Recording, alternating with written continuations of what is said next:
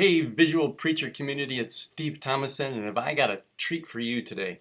I have an interview with Dan Currell, and Dan works at the Department of Education in Washington, D.C. He is a professional communicator for over 15 years. He's preached to or spoken to tens of thousands of people, given over 1,000 presentations, and he's a great guy. So as you know, in this visual preaching community, I'm on this journey as I'm working on this book for the Working Preacher book series. I want to find as many people as I can who are professional preachers, communicators, scholars around the topic of visual learning and visual communication. So today, this is our interview with Dan Currell. I hope you enjoy it.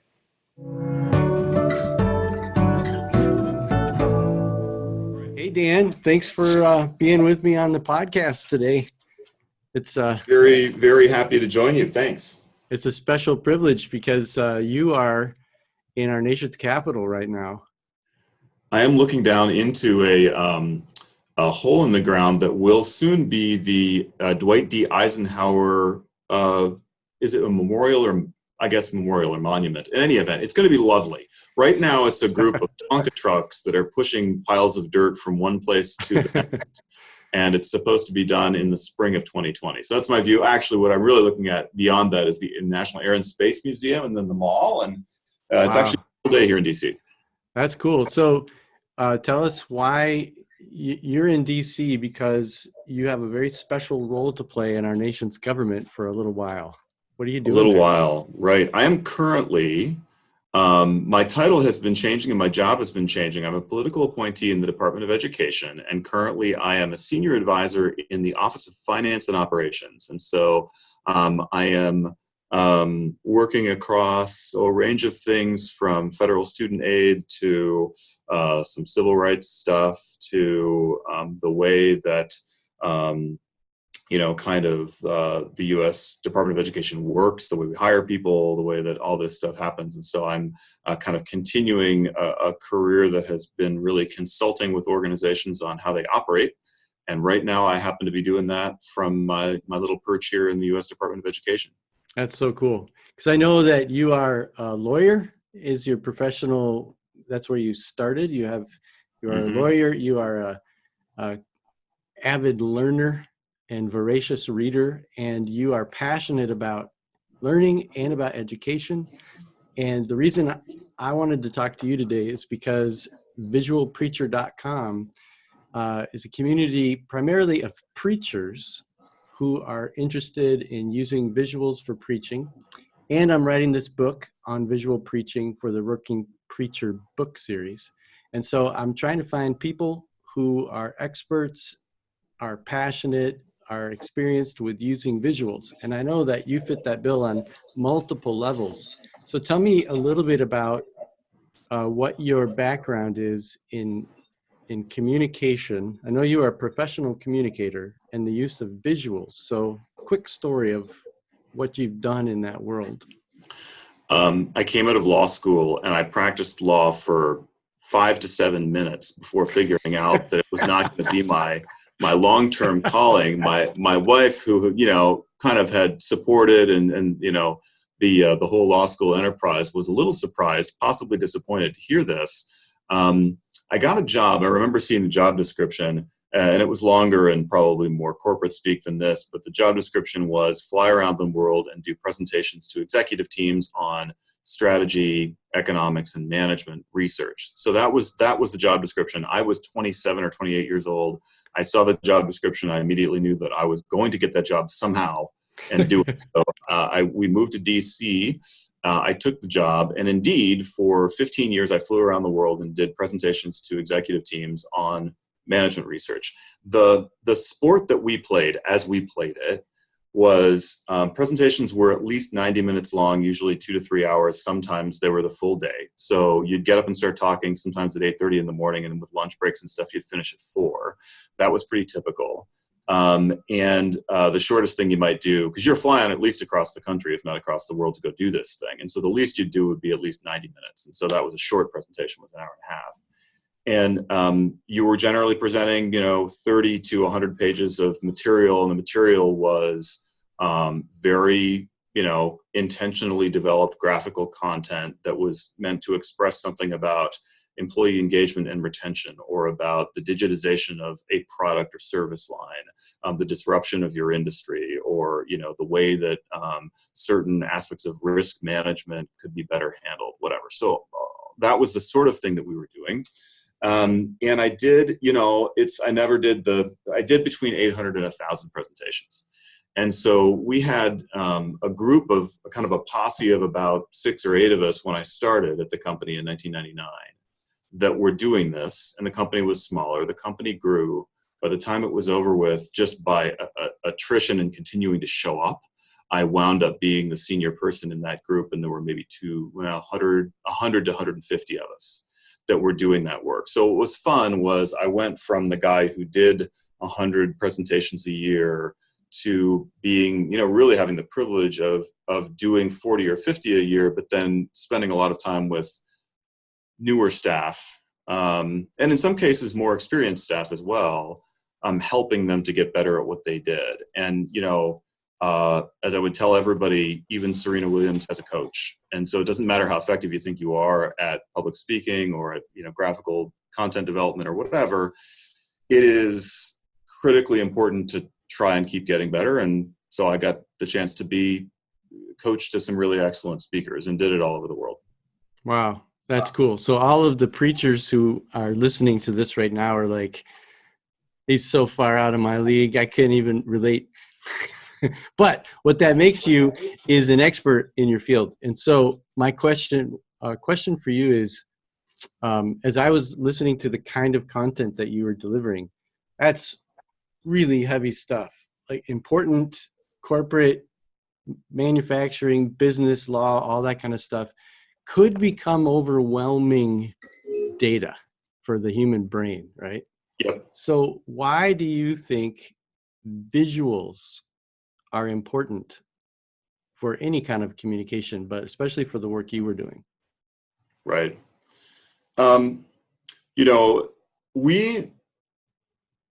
We were living in a world in the corporate kind of environment where it long ago became presumed, I think to the detriment of communication, that you should always have slides.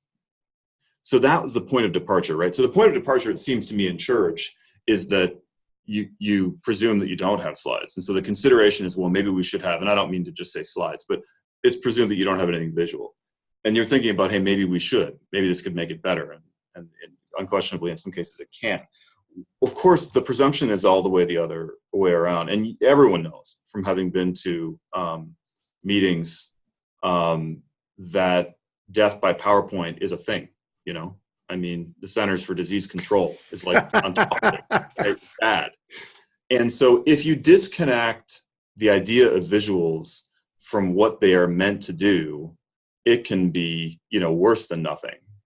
And so your question is, why are visuals valuable? And I have that little kind of preface to start with, only to emphasize that visuals are valuable if we're intentional about them. They become perfunctory, it's a mess. And I think it's a mess in a couple of ways. One is it's a mess because if you feel obligated to create, and I believe that this is the normal deal in a corporate setting, if you feel obligated to create slides, you will bang them out the day before, or the night before, or God help us, the morning of, and show up, right, and inflict those upon the group. But what also tends to happen, right, is that people kind of don't really own their personal responsibility to communicate. So it's the worst of both worlds. I like the posture that you're in here, which is to say, I don't think anybody doubts that they have a personal ownership of communicating with the congregation. You got to stand up on your own 2 feet there. And then the consideration is, can we add something that will make it better? And I think no question you can. If anything, in the corporate world, we were constantly fighting, and there was a kind of a dialogue between the research teams that created this stuff and then the people who were part of the research team who had to deliver it, which is me and my colleagues. And we generally wanted less, right? We wanted the material, but if you're the person that's done the research, right? And there's a forum to put it on paper or in a slide. You're gonna kind of bias, right, towards actually writing it down. You've done the work. In your context, it would be a little bit like saying, hey, we don't just want the text of the church dogmatics in here. We want those big footnotes too, the ones that take up 2/3 of the page. That's like the research team kind of got a little carried away. Everybody's into that. Yeah, right. This is counterproductive. It's too much.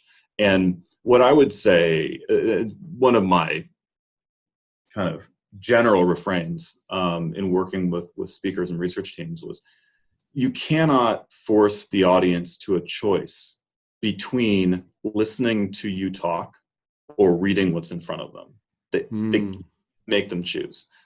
People can only do one thing at once. One of the things we know about the human brain is it's not just bad at multitasking, it actually doesn't do it. We have a setting that allows that. And so it's important to think hard about how you and the visuals can both carry the audience through a learning experience that gets them to the finish line in the most compelling way, but that those two things are integrated. And that, that's hard. That's really a lot of work. Say more about that. I love what you're saying is that what I heard you say was that you don't want to force your listener to choose between listening to you or looking at your slide or your visual. Is that what you said? Or Yep. Say that again and go deeper in that. You can't make the audience choose between either listening to you or digesting what's in front of them, the material. Let's say it's a slide, right? Sometimes we did paper, sometimes we did slides. I mean, as I've said to you before, I mean, heck, you could bring in a physical object and there's anything that you can do. If you have material with writing on it, with words on it, you have to respect the reality that those words are there and people can either listen to you or they can read the words, but they can't do both, right, at the same time.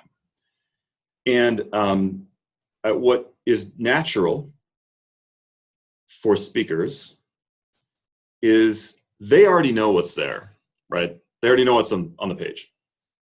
And we kind of tend to assume, or without thinking about it, that the audience will just grab it and grasp it so quickly. That's not how this works, There's a couple things going on there. I mean, one is, with the exception of the first 2 to 3 minutes of your presentation, you only have 80% of the audience paying attention at any given time. And then there's a rotating 20% that are mentally in a different room, right? They might be looking at you, they might not, but they're not mentally there. And so part of it is allowing for that and ensuring that the audience is being kind of taken through the slide. And so if you have something, whether it's a slide that builds or whether it's just a slide that has like 5 different things on it, they might be graphical, they might be words. You can't pop up a slide. Let's just imagine a simple example. You pop up a slide that has a bar chart and there's 4 bars on it. And what you know is that those 4 bars clearly show a declining engagement in church youth activities over the last 4 decades. Let's just say it's that. You know that that's what it shows. You have to actually talk the audience through it. From left to right, presumably, from top to bottom or bottom to top, in some logical way, show them what it is and make sure that you're all on the same page and have a moment to make sure that that's been locked in. And then you can talk about it. Normally what happens is slide goes up, you know what it says, and then you start talking about it. Rookie mistake gets made 96% of the time, for most speakers, if you haven't really worked your way through it. If what you have is a slide with text on it, I think you got to ask the question for starters is what's the role of the text from a pedagogical perspective? Like, why is it there? I can say those words. Why is it helpful to have them on the page? It is helpful to have them on the page very often, right? So there's a reason for it. It has a durability. It has a reference. How are you going to use the fact that those words are on the page? Are you going to use it through reiteration? Are you going to be able to come back to it? Does it add a level of detail that you're not going to explicate verbally? If that's true, you need to signal to the audience that that's what's going on. Literally tell them, there are a lot of words on this page. But there are 4 basic things, and you can see we've got 4 bullet points, and we've got 4 different things that are in bold. Let me take you through that. And if you're interested, you can read the fine print later. Mm-hmm. This is what I want to hit right now. So, there is some technique to ensuring that what you've got, which is in our culture of how we create material very often overwhelming, can be simplified for the audience. And then, of course, it's just really important to think about visual communication before it ever gets up there and say, how can we keep the essence of this and make it as simple as we can for the people it's meant to serve, right? We're here to serve the people in front of us. Essence and simplicity. Those are the 2 words I just heard. Tell me more about that. When you're dealing with complex topics, I mean, I can riff on that briefly by saying, take the most complicated, statistical or financial topic you want. Anyone will tell you, and a trial lawyer is going to tell you the same thing, and anybody who's experienced in communication will tell you the same thing. Turns out the audience is always still human. Turns out that humans have kind of the same basic mental wiring. There are a few exceptions. I mean, you'll run into people that really operate differently every so often. You have presented to, tens of thousands of people.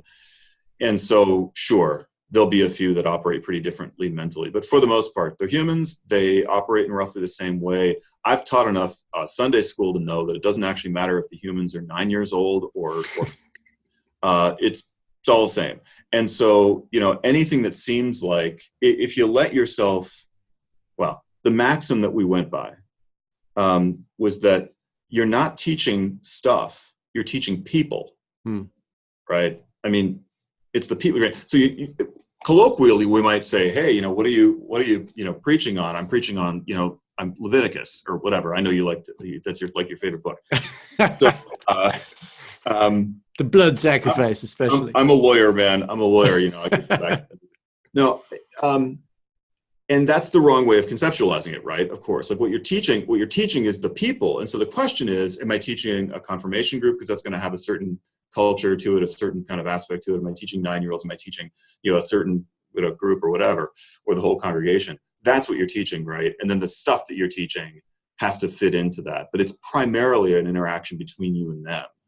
Mm-hmm. I say all that on the simplicity and essence front because, you have to be able to appeal to people's emotions at some level. Mm-hmm. If you're trying to drive them towards action, if you want them to make a decision, if you want them to internalize something, you have to figure out what the narrative arc of this thing is, which might seem weird if you're talking about statistics or whatever, but we knew if you did not establish a problem, it has the same format as a novel, where it doesn't make any difference. There's only so many, right? There's only so many story formats in the world. And you need to establish a problem up front. You need to figure out why the audience is in the story. Like, they have to be a character in the story. If they're not a character in the story, then it's just kind of a nice story about other people. Mm-hmm. But if you can't identify with those other people, or if you can't put themselves in the story, then you're not that interested. And then that problem needs to be articulated in terms of its elements. Like, what are the elements of the problem? And then there needs to be a solution. And the fact is, there are some exceptions. I've done some presentations that don't follow that essential template, but fundamentally that's the template. Mm-hmm. I won't attempt to analogize that to, law and gospel and the tension and the resolution, but you can see, right? You can see that we're kind of a similar and analogous sport. In our world, it is natural for it to be overwhelmed by the data itself. And so people get excited about the solution. They don't want to spend time on the problem. There are a variety of kind of maxims or quotes or whatever out there about from experienced scientists and others in the professional field saying, look, if you got an hour to solve a problem, you're fine spending 40 or 50 minutes defining what the problem is. Because if you rush to try and solve the problem without defining it, then you're guaranteed to fail. Once you define exactly what the problem is, you can usually solve it pretty easily. And so problem establishment is a great deal of what we spend our time on as to exactly what's going on here. Mm-hmm. And again, that helps you. And that's an exercise in simplicity and finding the essence of the thing. Mm-hmm. What is the essence of what we're talking about? So all of that is designing the topic, and after that you can get yourself involved in what are the visuals that will capture it most closely. Mm-hmm. And I think that's just different than what's natural. I won't say intuitive, but what tends to happen is you've done all this work, you've done all the research, you've got the background information, and then you start throwing it onto a page or a slide, and before you know it, you got 30 slides.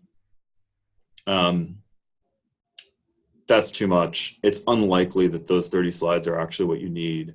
It's most important to have clarity in your mind as to what's the problem we're trying to articulate and what's the solution, how we're going to talk about those two things, and then build it.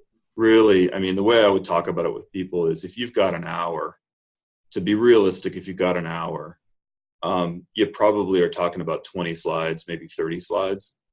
If you're reverse engineering to how much time you're going to spend on each one, this kind of stuff. It could be more. I mean, there's other formats, there's other ways to do it. That's not absolute doctrine. Mm-hmm. But start by thinking in terms of 20 or 30 slides. And really within it, you're looking at, there are different roles that different kinds of slides play. Some of them are establishing problem. Some of them are establishing trust. Some of them are changing, I like to talk about changing the barometric pressure in the room. And so some of them are, how do you change the feeling, right? If you've just been deep in some statistical hole, you need to bring the audience out of there somehow. And so it wouldn't be a bad idea to have a slide that was just like a photograph or something funny. Maybe you have a joke or a story that will connect that statistical thing to them, to make them feel like they're in the story. So how do you connect that? But we would talk about slides that were load bearing. They were the 4x4s that you could stand on and jump up and down on, because they were, at the end of the day, the load bearing structures of the presentation. And in an hour, you'd probably have 3 to 5 of those. So how would you define a load bearing slide? Generally speaking, it's either going to be a statistical insight or a data-driven insight that is so compelling and, we would hope, rock solid in terms of its durability and resistance to hostile questioning, and relevance to the problem and importance to the audience. Okay, so it's either going to be something like that, or it's going to be a structural analysis of your problem has 4 parts, or the solution has 3 elements, and here's our expression of those 4 parts or those 3 elements. It was usually one of those 2 things, right? Something that the audience could look at and you could take them through, and at the end of it, it's the kind of page that they would want to tear out, and before you could take a photograph of it with your iPhone, they would tear out and bring back to, their office and say, I'm giving this to my team because we're going to do this, or we're going to act on this.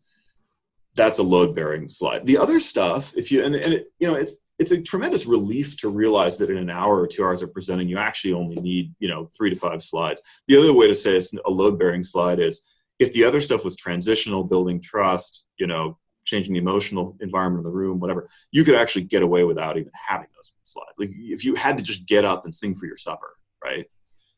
With a Sharpie and a flip chart. And I did that once, and I have a story. You could, and really the load bearing slides is the only thing that you'd be missing, and you'd remember those so well because they're so important. You might be able to just recreate them with your Sharpie.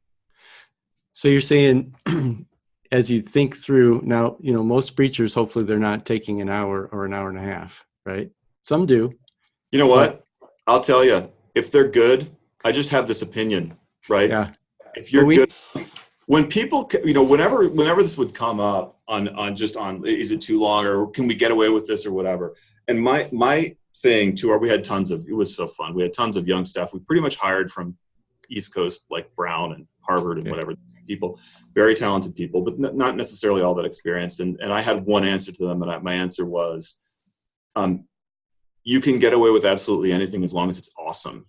Is it awesome? If it's not awesome, you're in trouble if it's 7 minutes long, right? That's right. That's right. Awesome, go to town, right? You can be, and I've heard sermons before that are an hour long, and I never checked my watch. So anyway, sorry, I interrupted. Yeah. Well, but you've got the children's workers that are watching, there's other factors at play within. There are other factors. There are other factors indeed. That being said, what I'm hearing you say is that as you prepare your presentation, whether it's a sermon or any kind of presentation, if you can distill it down to those 2 or 3 ideas that you want your listener to take home, and if you could transform those into an image of some sort, right? Mm-hmm. That they could associate your idea with that image, that is helpful. Yeah. So I want to transition, because I know like you are vastly well read and you love knowing why things work. So what are some influences or some of the research that you know that lies behind why the visual enhances our learning and our communication? Yeah. So I'll actually say, I will rebut your claims about me. I will say I have read a lot of stuff, and that might even make me well read. But knowing how things work is tough. And without invoking like my current employer, because we claim not to have any opinions about this stuff.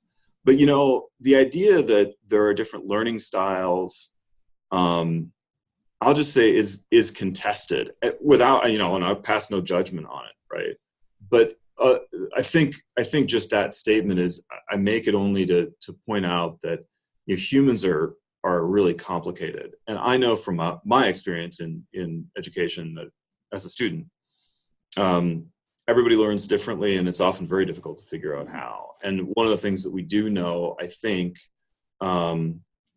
is that a diversity of approaches and reinforcement through different channels is helpful. And so this is a pretty unsophisticated kind of answer in a way, or approach, because the way we played the sport, or the way I thought about it, was what you were trying to do was to figure out, you got one or 3 or whatever big messages, and you were trying to figure out how to reinforce those through a variety of different channels using a few different kinds of communication tools. And sometimes you'd figure out how to communicate a particular message. We'd have an area, a vineyard that we had been working, right, where we got used to, we knew we'd done this presentation in some form, usually varied, but in some form with 20 to 30 companies. And so you'd get to where you go, okay, I know how to make this work. And in some cases, you learned that the only thing that was going to work was to just essentially shut off the slides and stand and deliver a certain message just eye to eye.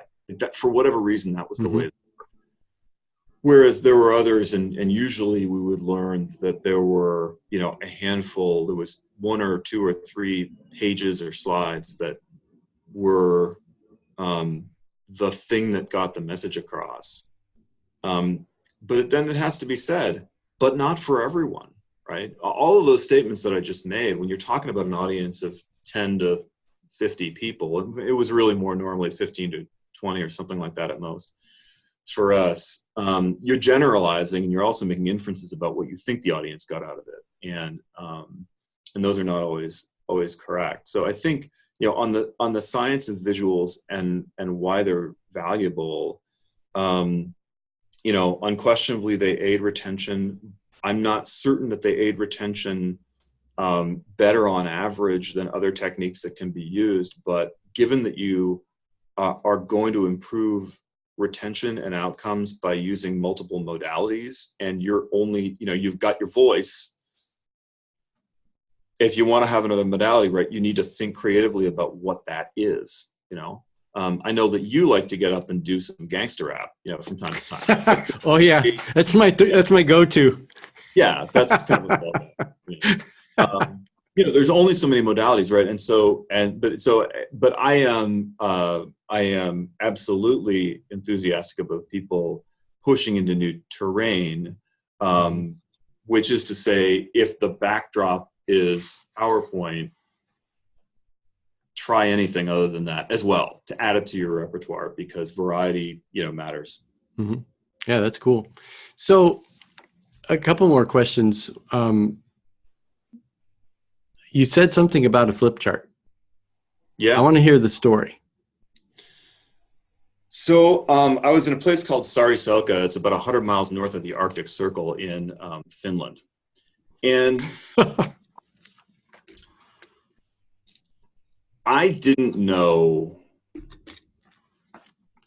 beforehand that there is a sport that the Finns play. You invite a foreigner to come and do something, in this case, a presentation with your company. You ply them with some sort of clear alcohol. They said it wasn't vodka. So I don't know.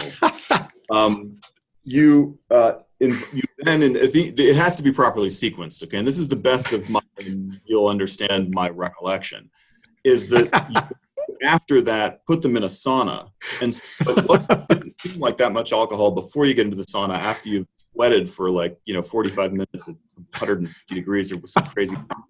And they give you more beer at that point too. Out. And so anyway, so here's the thing. That happens the night before. Let's just call it Wednesday, okay? And we're at a cottage, we're a company-owned log cabin.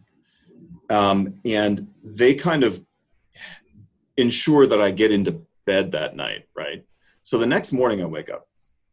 Thank goodness. I mean, just right there, I'm all. That's a win. Yeah. Then that was a win. Okay. Yeah. I am not feeling well. I walked. Actually, they'd almost left like a trail of popcorn or breadcrumbs or something, so I could find my way through the tunnels of snow back to this thing, this log cabin. I was in a different cabin. I walk in there. The room is spinning. I'm not feeling well. They're cooking like 4 different kinds of reindeer sausage or whatever. And I've got a 3-hour block to talk to them, if I recall correctly, about corporate risk management practices and something to do with law firm management, I think. And so I go to, at the time, we worked largely off of, and especially when we were presenting in Finnish log cabins, we would have paper materials, bound, printed stuff. And so the London office had mailed it in advance, and we had gotten confirmation that it had arrived, and so that was good. So I went over to the person that was handling logistics at, whatever it was, 8:15 in the morning, and I said, hey, I just would like to see the boxes full of stuff. I was trying to keep myself busy so that I would not throw up. And, and she said, oh yes, we got your box. We had sent 3 boxes.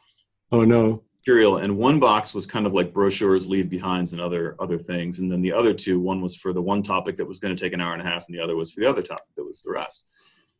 So they got a box. Obviously, it was the box of brochures and stuff that had nothing to do with my topic. And Finland's 2 hours ahead of London. Wouldn't have made any difference anyway. We're 100 miles north of the Arctic Circle. So I got a 3-hour block. I am feeling unwell. An audience that has seen me naked. This is a sort of a funny inversion of the advice that you get, right? And I have a Sharpie and a flip chart. That's what we were able to find, and that is all. I mean, that is what I had. And so it's a good exercise. Not the naked part and the alcohol and all that you can leave aside, but I will tell you that if you this is something that is sort of the missing ingredient for an awful lot of presentations. And the reason is because people don't have the time and the energy to do it. But if you were to say, okay, you did all this work, you put this whole thing together, but just forget about all that. I'm going to just tell you, you've got 10 minutes and a Sharpie. Tell me the 2 or 3 most important things. Mm-hmm. And what is it? And so that was a real-time exercise of disaggregating in my mind. Okay, we have 2 big topics, fine. Within each one, and we would divide, we called it a flow chart, but it was a table of contents. It was a graphical table of contents to express to people, there are 4 dimensions of this thing, if it's corporate risk management or whatever. And so within that, you'd always have 1 or 2 or 3 sub-elements. And so, after you'd done that presentation a few times, you knew what those, kind of pillars were that were holding up that that you were trying to present. And so it was in the nature of how we did things that it actually was quite possible to take a Sharpie and nothing else on a blank sheet of paper and reconstruct your essential message. But the reason I say that exercise is a missing ingredient is if you do that, right? If you step back from all the work you've done in a presentation and say, okay, what are the two, if you can only get 2 or 3 things across to this audience, what would they be? What you'll often discover is that those 2 or 3 messages, then you say, okay, where are the 2 or 3 slides that map perfectly to those messages and encapsulate them? And a lot of times you'll discover that you don't have one, but it's not there. You made like 20 slides because you make the slides out of the raw material that you have. But the core messages are the things that you think are most important. And sometimes those core messages are not actually encapsulated. Very often you'll talk to somebody about this and they'll say, oh, well, I mean, that kind of core message number 2 really comes through in slide 7 and a little bit in 9, and we kind of mentioned it in 12. And you say, look, if that is the second thing that matters the most to your audience, that's not going to cut it. You're not done yet. You need to go back until you have a slide that perfectly nails that thing. And this is why this stuff is just so hard. I mean, we've spent thousands of hours, not an exaggeration, with teams of people putting together a presentation that might be 30 slides long. Wow. That would be nice to have that kind of resource. I know. It's not, it was its own thing. Yeah. 2 more questions.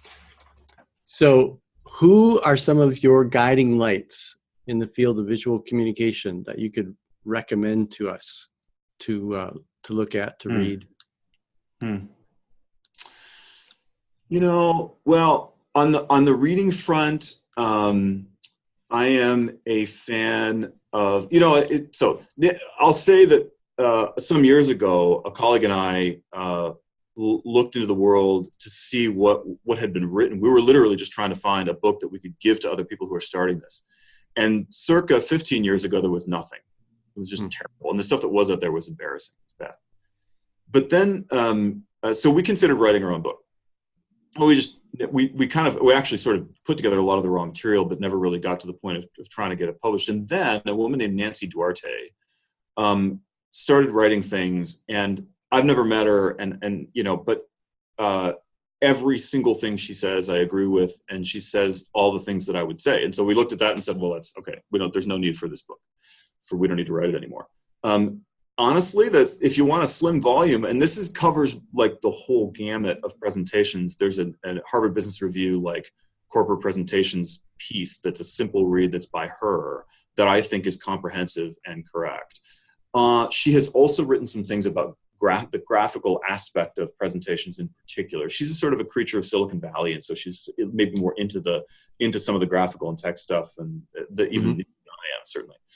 So that's one flavor of it. The other flavor of it that's kind of canonical, and I think the first person to get into this is a guy named Edward Tufte, and he started writing stuff, I think it was like 1982, but just about the graphical display of information. And I think with less of a concern for the presumption that you're going to be speaking about it while people are looking at it, right? Which is certainly what Nancy Duarte is writing about. But Tufte, I think, is more, how can we do a great job of laying this thing out graphically, perhaps just for people to see it in a book or on a chart or on the wall. And so, I think he's the one who kind of popularized or made famous that graphical representation of Napoleon's invasion and disinvasion of Russia, right? Amazing. But I don't know how well that would work in front of an audience, right? That particular thing. Yeah. So I'll put links to those 2 on the bibliography page at visualpreacher.com. So thanks for that. Last question. What advice would you give to someone, most likely a preacher in our context, who is making their first venture into using visuals in their preaching? It doesn't have to be slides. It depends on how your physical space is set up. I just think, I had a young person come up to me once, and I've taught the occasional seminar class on public speaking, and he says, I'm a classical guitarist. Do you think it would be okay, like, to bring a classical guitar to a presentation? I think it just reflects like the level of reticence that we have in our culture around this stuff that he would even ask that question. Are you kidding me? Like, if you can figure out how to connect something as beautiful as that to there has to be a connection, but it's not going to be that hard to make a connection. So, my answer to him, of course, was yes. I don't care if it's a corporate presentation. I don't care what the context is. If it is a sensible connection, if you can teach something by using that, that will drive memorability and retention like crazy and beyond what a slide could ever do. I mean, right? Think about how powerful that human dimension is. Is that a visual? Yeah, for sure. It's a different modality. You're creating something different than just talking. But I use that as an example to say there are a lot of different things that you can do. If your space and if the culture of what you're doing you think works well with slides are great. Videos can be good. You need to think really hard about it. But what I would say then fundamentally, the advice is message is what matters, right? I mean, content, message is what matters. And so you have to figure out what are the 2 or 3 critical things I want the audience to walk away with when it's all said and done. And from there, start small. Don't think in terms of, hey, I'm going to use slides, so I'm going to need to have 15 slides for this thing because it's 15 minutes long. This is absolutely not the way to think about the world. The way to think about the world is however long it is or isn't. What are the 2 things, 3 things I need the group to come away with? And then can I get just the right visual of some kind so that the audience can have an experience around those 2 or 3 things that is different than me just talking? If it's not possible for one of those things to get the right visual, if it just can't exist, don't do it. Don't put something crummy in there just to hold space. Because at the end of the day, as I have said in other contexts, looking the audience in the eye and just telling them with confidence the truth, that's the ground troops of vision, of communication. Right? Like that is like, you can't actually succeed at the end of the day without that. And so if that's all you have in certain cases, if that's a decision, then it's the right decision. That's fine. So start small. And I would say you're looking at using a couple of visuals in a sermon or a presentation, and then you're going to kind of get used to what works and to find your opportunities. And then the other last thing I'll say is complexity is the enemy. Complexity is always the enemy. The temptation is always to make things more complex than they should be. And so if you cannot, when in doubt, leave it out. It's the old KISS principle, right? Yeah. KISS, keep it simple, stupid. Really hard to do because we always have these thoughts about, hey, there's this other thing, and but I could add this, and wouldn't it be great if we also had? And the answer is no. No. That's great. Well, Dan, it has been such an honor to be able to sit with you and talk to you and learn from you. And thanks for being willing to share your experience with the Visual Preacher community and for participating with it. So I know that you're on the Facebook discussion group, so people can reach out to you if they have more questions. And I look forward to this journey together. Great. Well, look, it's been a ton of fun. I'm excited that you're doing this. I think it's really important work, and I look forward to seeing where the whole thing goes. And thank you so much for having me. This has been a ton of fun. All right. Well, say hi to DC for me. I will. Hi, DC. All right. Okay. See you later. Bye. Bye.